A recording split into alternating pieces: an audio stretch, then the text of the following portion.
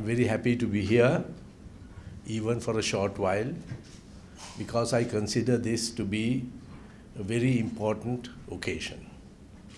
All of you here have availed yourself of the opportunity of going to Indian centers of learning, various other institutions, to further your knowledge and also to establish strong links between our two countries.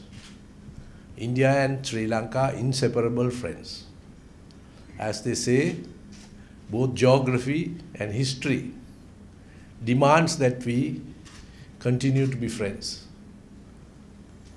So in that context, when there is tremendous growth in India, particularly in the educational field, in science and technology, some of the prime beneficiaries will be us, who are friendly neighbors of that great country. The development in science and technology in India is phenomenal. Today, India's scientific cadres are among the best in the world. And the growth in research, growth in technology, and the use of that is an example for all of us. In Sri Lanka too, we have come to a stage when we must plan our manpower training. The economic opportunities of the future will come to us only if we produce groups of people who are conversant in various fields of education and technology, who can make use of the openings that will be seen due to the expansion of our economy. Without that supporting manpower, it is not possible for us to realize our dreams of economic growth. So we have to look to India to help us in rapidly increasing our capabilities in the fields of science, technology, of education. So as the Minister of Higher Education, I think it's less than 1 week now, I'm very conscious of the fact that we have to concentrate on manpower planning. We have to focus our attention. We have to integrate the various learning and teaching institutions in our country so that we turn out large numbers of people who can fit in to the openings that will come with the expansion of our economy. That does not mean that we will go only for a science and technology culture.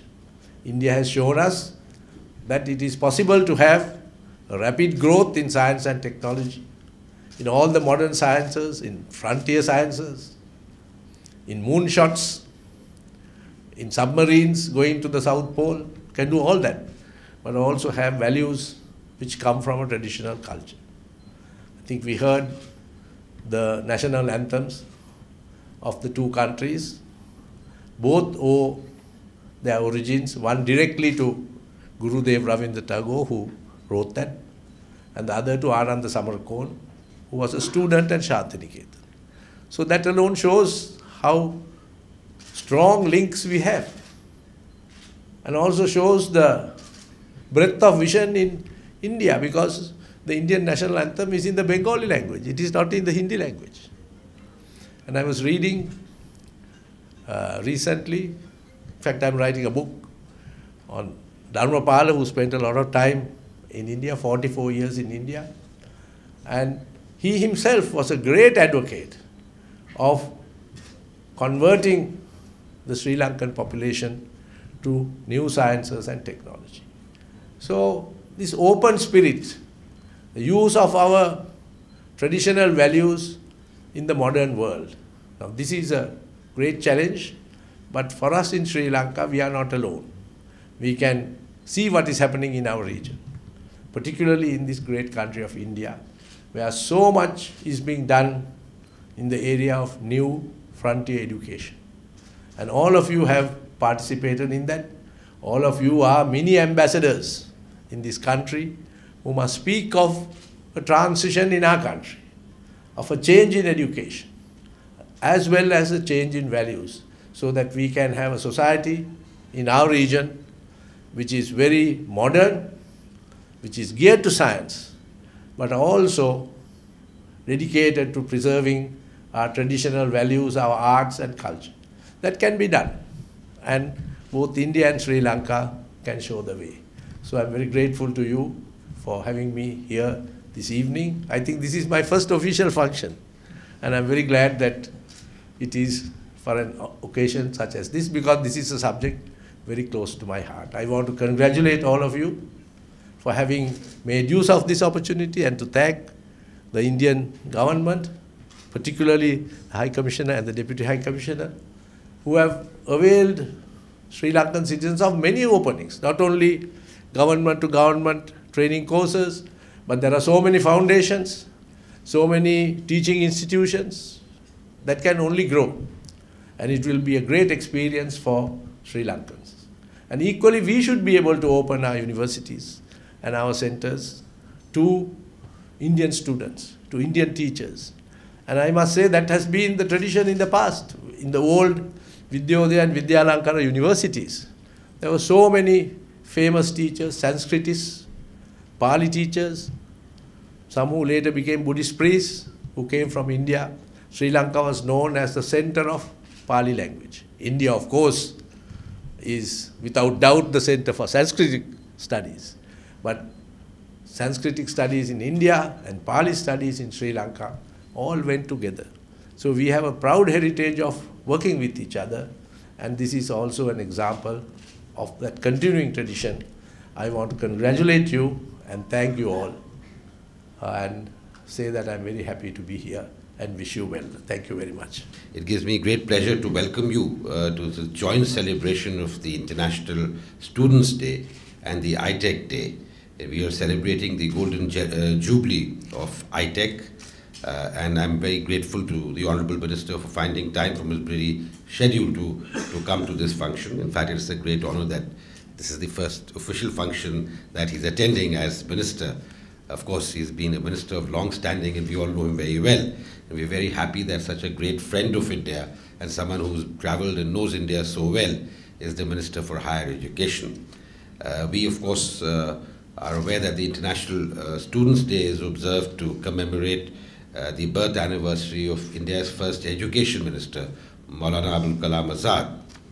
He was a pioneer in education in India, and in fact laid the foundations for what is the higher education stream in India, including the famous Indian Institutes of Technology all over the country. Until I completed my first year, life was smooth. Days rolled out when I realized that we were facing a huge obstacle in getting ourselves fed every day. The University of English and Foreign Language is a highly recognized university in India for language studies, and all the modern facilities are available for the students to learn languages. Highly qualified and well-trained teachers are assigned to teach languages to foreign students.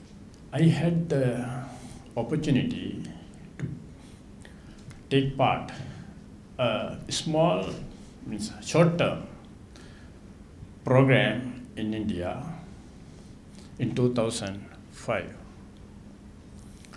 My institute is Enterprise Development Institute, Gandhinagar, Ahmedabad.